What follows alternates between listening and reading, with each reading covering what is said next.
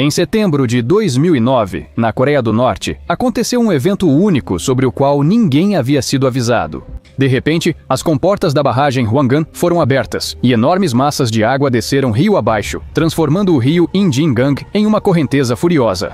A água rapidamente enchia o leito do rio, transbordando e destruindo tudo em seu caminho. Algumas horas depois, a correnteza atingiu a Coreia do Sul, localizada rio abaixo, mas ninguém ainda sabia o quão poderosa ela era. Enquanto isso, a correnteza invadiu a área onde estavam 6 pessoas, 5 campistas e um pescador. Nenhum deles suspeitava do desastre que se aproximava. Subitamente, a enxurrada atingiu o acampamento, levando tudo embora em segundos. 6 pessoas ficaram no epicentro da força destrutiva da natureza. Um pouco de café e continuamos.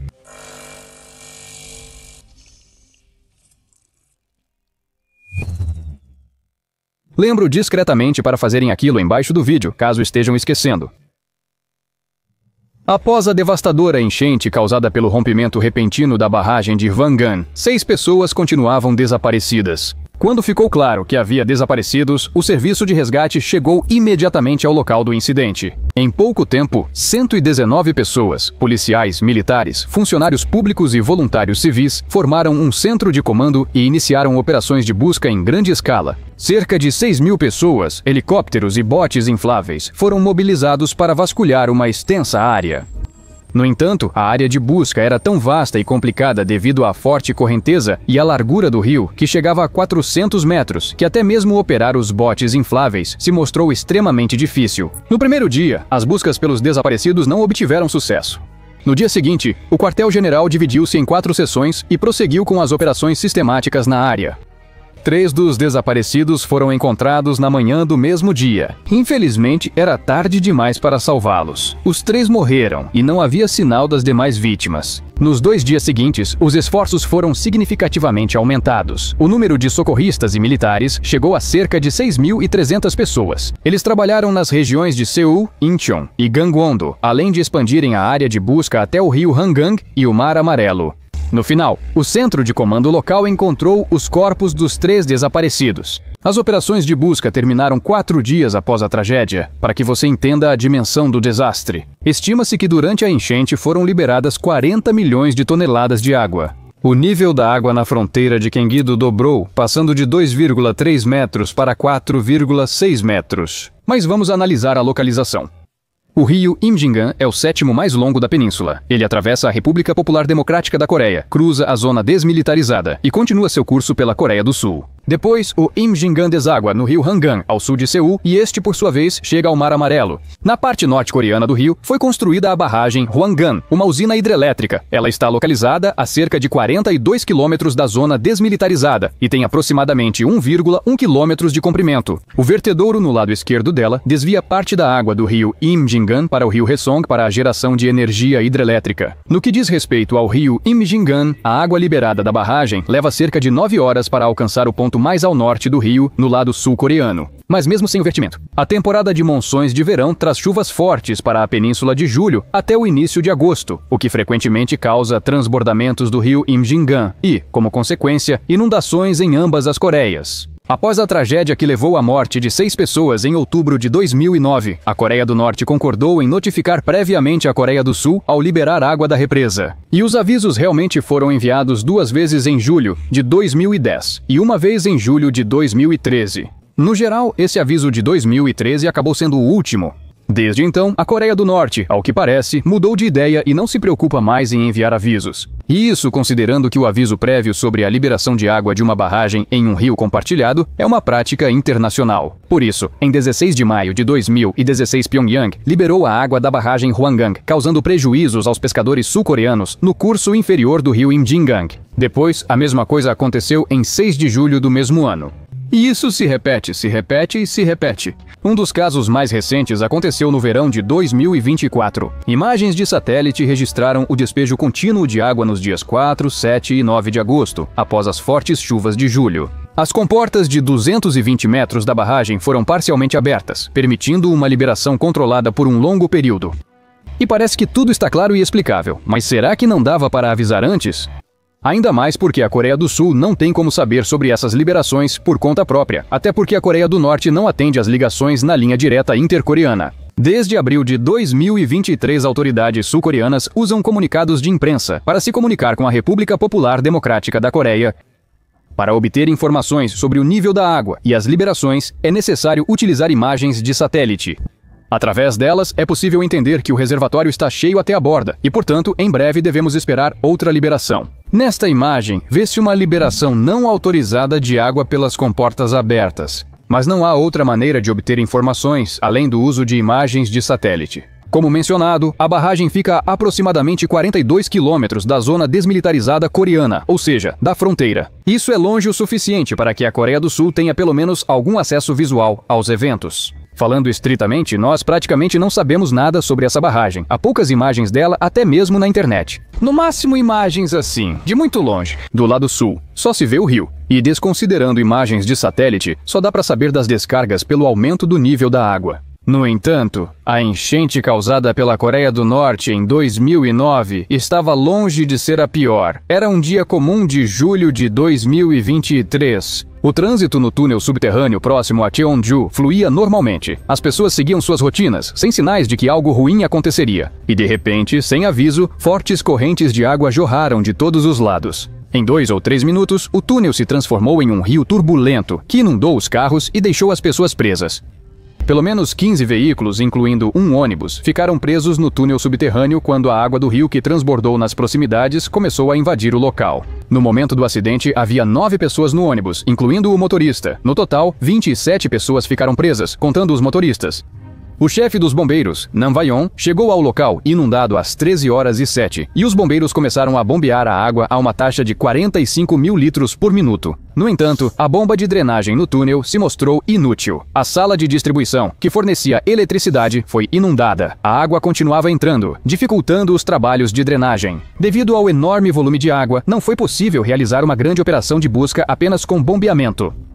A prioridade foi bloquear a água que entrava pelo cais do rio desmoronado. A princípio, estimava-se que os trabalhos para bloquear a água levariam 1 ou 2 dias, mas foram finalizados antes do previsto. Foi uma grande sorte. Os bombeiros trabalharam a noite toda e por volta das 6 da manhã, a passagem subterrânea ficou acessível. 4 mergulhadores foram enviados para inspecionar o interior, mas as superfícies estavam cobertas de lama, dificultando as buscas. Após algumas horas, equipamentos de drenagem adicionais foram mobilizados, e às 10 da manhã, bombeavam 80 mil litros de água por minuto. As buscas continuaram dia e noite, e só no dia seguinte começaram a retirar os carros. Cerca de 900 socorristas, incluindo mergulhadores, vasculharam o túnel. As imagens mostram que isolaram o perímetro, bombearam a água e usaram botes infláveis. A visibilidade na água estava ruim, então foram realizadas buscas subaquáticas com mergulhadores e um drone subaquático. No entanto, a água estava tão turva que o drone só conseguiu fazer uma busca unilateral a uma distância de 100 metros, sem encontrar nenhum veículo. Ao todo, os órgãos de combate a desastres mobilizaram 297 pessoas e 33 unidades de equipamento para procurar sobreviventes, incluindo aqueles drones subaquáticos. Foram organizados 4 grupos, 1 militar e 3 de bombeiros e resgate. Apenas 9 pessoas sobreviveram, e o resgate delas foi um verdadeiro milagre. O motorista do ônibus 747 ajudou os passageiros a sair, mandando que quebrassem o vidro e corressem. Mais tarde, imagens de uma câmera de vigilância mostraram um casal abandonando seu carro e fugindo quando a água começou a subir. Ao todo, 13 corpos foram retirados do túnel de automóveis alagado. As autoridades tiveram que trabalhar vários dias para remover todos os veículos de lá.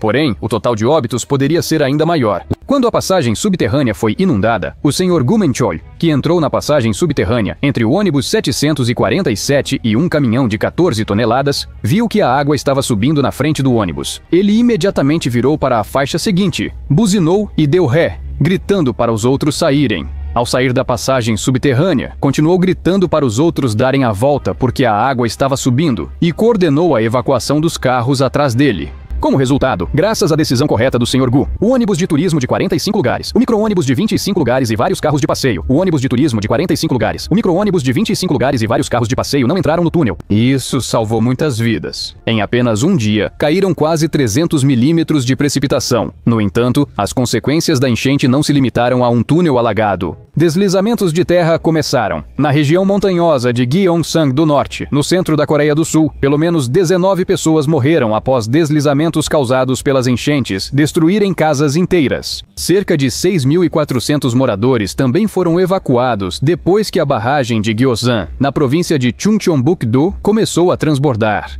Várias aldeias em áreas baixas perto da barragem e muitas estradas conectoras ficaram inundadas, deixando alguns moradores presos em suas residências. Um desses moradores contou que nunca tinha visto uma chuva como a que caiu na véspera da enchente. Quando os socorristas chegaram à aldeia no meio da noite, a água já chegava até a cintura do homem. No total, para lidar com o desastre, mais de 600 bombeiros, 400 soldados e policiais, além de 10 cães de resgate, foram mobilizados na região. E aqui vale dizer que toda essa situação, com grande quantidade de chuvas e outras catástrofes, não é exatamente algo incomum para a Coreia do Sul.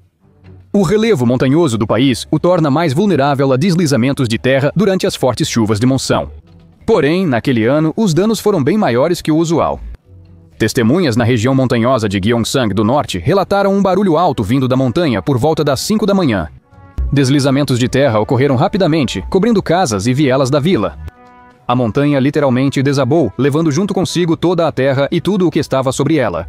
Por exemplo, árvores enormes caíram, destruindo os estábulos onde o gado ficava. Ademais, deslizamentos destruíram casas com os moradores, elevando o número de vítimas. O pior era a dificuldade em ajudar os sobreviventes. Para isso, eram necessários não só recursos humanos, mas também equipamentos, especialmente de grande porte. Contudo, transportar o equipamento para locais com pontes desabadas, estradas bloqueadas por árvores, alagamentos e lama era um desafio. Nas fotos aéreas das áreas afetadas pela enchente, pode-se ver a lama marrom e camadas tão profundas de água que apenas os topos dos telhados aparecem acima dela. No geral, essa enchente realmente foi mais forte do que aquelas que a Coreia do Sul enfrentou nos últimos anos. Embora as autoridades, é claro, estejam tentando controlar a situação, mas será que isso é suficiente? Bem, essa é uma questão controversa. Em Cheongju, local do alagamento do túnel, familiares das vítimas criticaram autoridades por não bloquearem o acesso ao túnel. Isso poderia ter sido feito quando o alerta de enchente foi emitido, 4 horas antes da catástrofe. Considerando a localização do túnel em área muito baixa, a apenas 600 metros do rio, os acontecimentos seguintes eram previsíveis. A água sobe e inunda o túnel. Dificilmente haveria outros cenários possíveis. Então, por que ninguém fez nada? Talvez o fator humano tenha desempenhado seu papel. De qualquer forma, 36 funcionários locais foram investigados por causa desse caso. Mas as críticas não pararam por aí. Por exemplo, na primeira página da edição de 11 de junho de 2023, saiu um artigo intitulado "Nada mudou, a cidade continua indefesa diante das enchentes". Vou citar um trecho de lá. Devido ao fato de que neste verão está previsto um grande volume de chuvas em todo o país por causa do fenômeno El Niño. Foi confirmado que muitas obras de prevenção de enchentes em Busan nem sequer começaram a ser construídas. A cidade não começou a prevenir os danos, mesmo sendo classificada como área de risco de enchentes há anos. No entanto, não há urgência em instalar reservatórios onde pessoas morreram por falta d'água. Mas não pense que as autoridades coreanas não estão fazendo nada. De acordo com a Associação Meteorológica da Coreia, o país normalmente recebe de 1.000 a 1.800 milímetros de precipitação por ano, sendo a maior parte durante os meses de verão. Como já mencionei, as enchentes de verão são comuns no país e as pessoas estão acostumadas a se preparar para cada aspecto delas. Para combater as enchentes urbanas, ampliam-se sistemas de esgoto, instalam-se bueiros profundos, reservatórios subterrâneos de água, novos canais de drenagem e bacias de contenção costeiras. Ocorre a desmontagem dos rios cobertos nas cidades e o aumento de sua capacidade de drenagem. Medidas são tomadas contra o transbordamento dos rios, incluindo a instalação de bacias de contenção costeiras, aumento da capacidade de escoamento e instalação de barreiras contra enchentes. Também há medidas gerais para prevenir enchentes fluviais. Normalmente, elas incluem o gerenciamento do rio, como a construção e elevação de diques fluviais e o aprofundamento dos rios, para que eles não transbordem quando há excesso de água. As barragens construídas nas partes superior e média dos rios evitam danos causados por enchentes nas áreas rio abaixo, pois retêm temporariamente a água. Claro, isso só funciona quando elas estão em boas condições e a água não consegue rompê-las. Caso contrário, não é uma ajuda, mas sim uma catástrofe. Em Busan, as autoridades locais também consideram implementar o projeto de drenagem profunda de águas pluviais de Oncheoncheon, para responder às chuvas recordes e melhorar a qualidade da água nos grandes rios. A cidade está considerando um plano para instalar um sistema de drenagem profunda de águas pluviais com 3,5 km de comprimento, 30 a 40 metros de profundidade e capacidade de armazenamento de 400 mil toneladas. O sistema é simples. Ele coleta a água da chuva durante chuvas fortes e a libera no rio quando a chuva termina. O sistema de drenagem será instalado em Tonegu, região que sofre cronicamente com inundações. Se implementado conforme o planejado, o projeto trará grandes mudanças para a cidade de Busan. Espera-se que, simultaneamente, a qualidade da água do rio melhore e as inundações constantes sejam solucionadas. Entre as medidas de combate às inundações está a proibição de certos tipos de imóveis. Em 2022, informações indicaram que Seul, capital da Coreia do Sul, gradualmente eliminará os apartamentos semi-subterrâneos. Tudo isso porque, em 2022, durante uma enchente, 3 pessoas morreram nesses apartamentos. A água inundou o local e os socorristas não conseguiram chegar até as pessoas que estavam dentro.